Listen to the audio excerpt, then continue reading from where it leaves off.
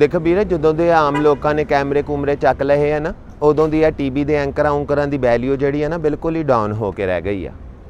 ਇਹ ਟੀਵੀ ਦੇ ਐਂਕਰ ਤਾਂ ਜਿਹੜੇ ਸੀ ਉਂਗਲੀਆਂ ਤੇ ਗਿਣੇ ਜਾਂਦੇ ਸੀ ਤੇ ਇਹਨਾਂ ਨੂੰ ਸਾਰਿਆਂ ਨੂੰ ਮਿਲ ਮਿਲਾ ਕੇ ਖਰੀਦਣਾ ਬੜਾ ਆਸਾਨ ਹੁੰਦਾ ਸੀ। ਆ ਜਿਹੜੇ ਹੁਣ ਸੋਸ਼ਲ ਮੀਡੀਆ ਤੇ ਬੰਦਾ ਐਂਕਰ ਬਣੀ ਬੈਠਾ ਵਾ ਵੀਰੇ, ਇਹਦਾ ਹੁਣ ਕੀ ਕੀਤਾ ਜਾਵੇ? ਰਿਆਸਤ ਨੂੰ ਇਹ ਅੱਛਾ ਨਹੀਂ ਲੱਗਦਾ। ਰਿਆਸਤ ਚਾਹੁੰਦੀ ਆ ਲੋਕੀ ਵਲੌਗਿੰਗ ਕਰਨ, ਪਰ ਵਲੌਗਰ ਉਹਨਾਂ ਦੀ ਮਰਜ਼ੀ ਦੀਆਂ ਗੱਲਾਂ ਕਰਨ। ਐਂਕਰ ਤਾਂ ਸਾਰੇ ਕਰਦੇ ਹੀ ਸੀ, ਹੁਣ ਵਲੌਗਰ ਸਾਰੇ ਨਹੀਂ ਕਰਦੇ, ਇਸ ਕਰਕੇ ਫੜ ਚੁੱਕੀ ਜਾਂਦੇ ਆ, ਬਹੁਤ ਕੁੱਟਦੇ ਆ, ਬਹੁਤ ਛਿਲਦੇ ਆ। ਵਲੌਗਰ ਹੋਣਾ ਤਾਂ ਜੁਰਮ ਹੀ ਹੋ ਗਿਆ, ਸਹਾਫੀ ਹੋਣ ਨਾਲੋਂ ਵੀ ਵੱਡਾ ਜੁਰਮ ਹੋ ਗਿਆ ਵਲੌਗਰ ਹੋਣਾ। ਰੱਬ ਖੈਰ ਕਰੇ, ਹੋਰ ਅਸੀਂ ਕੀ ਕਹਿਣਾ। ਜਿਉਂਦੇ ਰਵੋ, ਬਾਦ ਰਵੋ।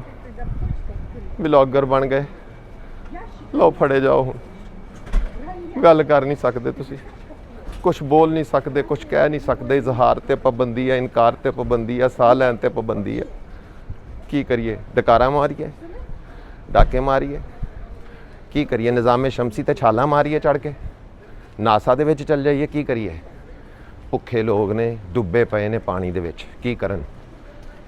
ਸਵਿਮਿੰਗ ਪੂਲ ਬਣਾ ਲੈਣ, ਉਸ ਫਲੱਡ ਦੇ ਪਾਣੀ ਦੇ ਵਿੱਚ ਸਵਿਮਿੰਗ ਪੂਲ ਬਣਾ ਲੈਣ। ਤੁਸੀਂ ਉਹਨਾਂ ਨੂੰ ਸਾਬਣ ਦਿਓ ਤੇ ਉਹ ਨਹਾਣ, ਤੇ ਤੁਸੀਂ ਕਹੋ ਦੇਖਿਆ ਅਸੀਂ ਸਾਬਣ ਮੁਹੱਈਆ ਕਰ ਦਿੱਤੇ। बहुत अच्छे भाई, निज़ाम है।